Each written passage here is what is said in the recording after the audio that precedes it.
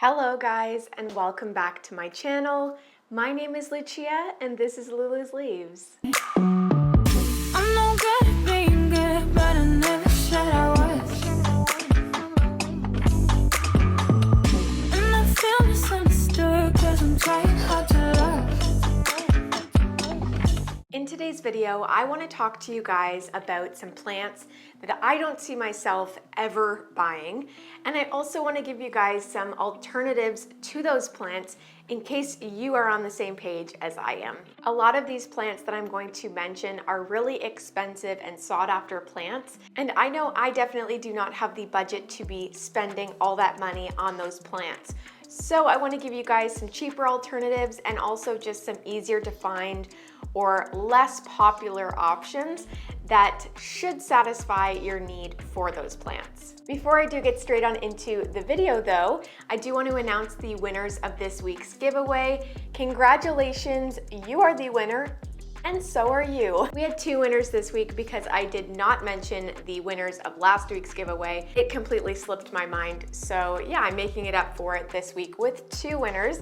If you did win this week's giveaway, don't forget to email me at lulusleaves@gmail.com to claim your prize. If you want to be entered into next week's giveaway, don't forget to subscribe down below, hit that thumbs up button, and also leave a comment. That will get you entered. Also, if you would like to check out my YouTube memberships, we have an awesome little community over on Discord where we chat all day long. So if you want to join that, the link is down below. And also if you see the join button, sometimes it's there, sometimes it's not, but that will also get you closer to becoming a member. With all of that out of the way though, I thought we may as well just get straight on into the video. I hope you guys really enjoy it. So the first plant I plan on never purchasing is the Monstera Obliqua. The Monstera Obliqua is one that is super sought after and used to be really uncommon. And now it's becoming a little bit more common, but it still has a very high price tag. So it's definitely not one that I find worth the money. And I wanted to give you guys an alternative to this holy plant. I just don't see why it's so sought after other than the fact that it's super rare, because I understand that the holes are nice and big on this plant and it's a little bit more dainty than your typical Adansonii. It also takes a long time to grow really large and it requires a lot more attention than your typical Monstera Adansonii. So my recommendation for a swap for the Obliqua would be the Monstera Epipremnoides or Esqueleto, however you know it. This plant becomes really large pretty quickly, and it also has some pretty large holes in the leaves. So if you like a lower leaf to hole ratio, then the Monstera Epipremnoides might be one for you also. My favorite thing about this plant is the fact that it gets so large so quickly, and it's also a little bit easier to care for than the Obliqua in most cases. So yeah, definitely check out the Monstera Epipremnoides or Esqueleto if you want an alternative to the Obliqua. They are still quite expensive, but it's definitely going to cost you less for the same size plant than it would for the Obliqua. The next plant that I will not be getting in the future is the Philodendron Upi.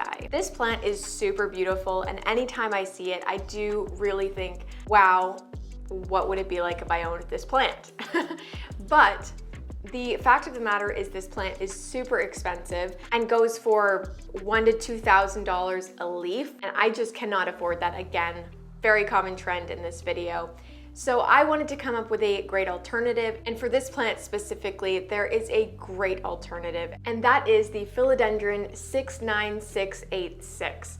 Funny name, I know, but this plant is very similar to the UPI. The only difference is once it gets very mature, you are going to get a slightly different leaf shape on the UPI, slightly more dramatic than the one that you see on the 69686. But is it really worth the jump in price? Probably not. This definitely depends if you are a crazy collector and you want all of those super rare plants. But if you're just going for the look of this plant, the 69686 is a great option and will probably satisfy your need for this shaped plant. And if you're just going for the name of the UPI, I suggest wondering and asking yourself why, because they look so similar. Next up is one that I am going to say that I will never buy, but if something came up and I could trade for this plant, I might. It depends. It really, really does depend. But right now it is far too expensive for me to even think about. I am talking about the Philodendron Caramel Marble. It is a very beautiful plant and it does have some very different tones than the plant that I am going to compare it to, but they are similar enough that you can probably get what you're looking for out of this next plant and you won't have to spend the crazy, crazy price tag. So if you love the Philodendron Caramel Marble, definitely go check out the Philodendron Ring of Fire.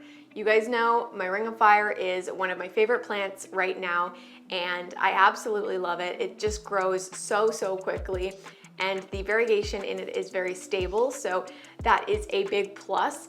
In the Caramel Marble, I do not believe that the variegation is stable, so that's another great benefit of the Philodendron Ring of Fire. And then again, not to mention, the price tag for the Ring of Fire is in the 3 digits and the mid to low 3 digits, where the Caramel Marble is definitely up into 4 digits. Definitely weigh your options here. If you really feel like you need the Caramel Marble, I get it, it is a very beautiful plant, but the Ring of Fire should hit the spot because it is a beautiful plant as well.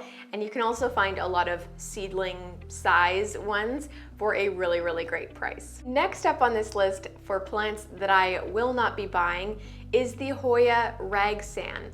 Again, if this one came up in a trade or if I was gifted this plant, I would love it. Don't get me wrong. I will say, if you don't want to spend the money on the Ragsand, there is a very, very similar option. And if you are not a Hoya enthusiast, you would probably get them confused very, very easily. The plant that I'm talking about to dupe the Hoya Ragsand is the Hoya pubicalyx splash, or any splashy Hoya pubicalyx.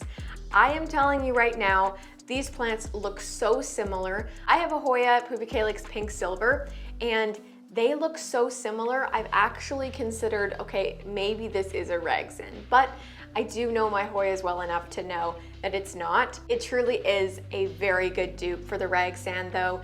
They are super, super beautiful plants and they are usually really, really splashy. But if you can find an equally splashy pubicalyx, I promise you, you won't be able to tell the difference unless you know your Hoyas. And if you know your Hoyas, you're probably gonna have the Ragsand and the pubicalyx anyways, but for those of you out there who aren't super sticklers, this is a great, great option. Next up on this list is a very elusive plant. You guys probably know what I'm talking about. This is the Philodendron Spiritus Sancti. This plant is not one that I want in my collection unless it's like a save it kind of situation. Not that I feel like I would ever be put in that position, but the Spiritus Sancti is a really rare plant. It is almost extinct. Maybe it is extinct in the wild. I think there's one plant left in the wild and it is under protection by armed guards. I'm not even joking. I am pretty sure that's the case. And the rest of them are in collectors' collections. So really the only way to get your hands on this plant is through propagation. That is the only sustainable method anyways. You shouldn't be ripping plants out of the wild, that's illegal, but I do want to say that I don't really want this plant because I don't want to be in charge of something that valuable in terms of, you know, botanical history. It's really a big responsibility to take care of this plant. With that being said, and also taking into consideration how expensive this plant is, I definitely do not see myself getting one in the near future. So what I would recommend instead is the Philodendron Upi. The Epipremnoides is a beautiful plant with a beautiful red or purpley backside of the leaf, and it also has very similar characteristics to the Spiritus Sancti. It's long and strappy. It also has a nice center vein and some extra veins there that do make it very similar to the Spiritus Sancti, but I don't think it will ever get as skinny as the Spiritus Sancti or as long. I could be wrong, but I think that's kind of the characteristic of the Spiritus Sancti and not the Epipremnoides. Either way though, this will give you a very similar look, and it will make you feel at peace because you do not need to take care of a plant that is almost extinct. And again, there are a lot of them in personal collections and people are taking great care of them, and that is what's preserving the plant. But we are the reason that this plant is basically extinct. And I wouldn't say necessarily poaching is the problem altogether, but deforestation is definitely the biggest factor in why this plant is extinct, and that's sad. So just keep that in mind when you are oohing and awing over this plant. There are definitely more sustainable options. Next up on this list is the Monstera Dubaya. I really don't like this plant. I've had it before and I don't think I have any of it left. I think I traded out lots of different pieces. But this plant, anytime you would propagate it, just turned into a scrawny mess. And even if I gave it something for it to climb up, it still turned into something super scrawny and gross. So instead of this plant, I would recommend the Rhaphidophora cryptantha. This is a different genus, but it looks very similar to the Monstera Dubaya in its immature form. If you like the Monstera Dubaya for the mature form though, there are definitely some options in the Monstera family that don't have to go through those transformations. I don't know exactly, I'm not a huge Monstera enthusiast. I don't know what those different species are, but I can tell you right now, the Dubaya in mature form is cool, but there are a ton of Monsteras that look a lot more cool, in my opinion, than the mature Dubaya. This next one it really gets me. This plant is becoming more and more popular by the day, at least in Canada, and I just don't get it. I really don't get it. I am talking about the emerald pothos. This plant is basically a semi-reverted pearls and jade, or enjoy pothos, and it's like a green on green variegation. I really do not see the hype in this plant, especially since it's going for like $100 for a big basket of it. I really do not know why people are all over this plant. If you are with me, honestly, just get any other pothos. Any other pothos will be more contrasty and more beautiful than this emerald pothos. I also believe they revert super duper easily, so that is another reason why I would recommend getting a pearls and jade over that. I really do love my pearls and jade. I think it looks very similar to the Mandula pothos, and I don't know, I think there's just a lot more to look forward to in any other pothos than the emerald green pothos. Next up is a plant that I talked to Ashley about from Plant Me Ashley. She loves this plant, but it's very expensive right now. I'm talking about the Philodendron variegata. No, that's not your pizza. This is just your typical heartleaf philodendron, but it's variegated and it is a very beautiful plant.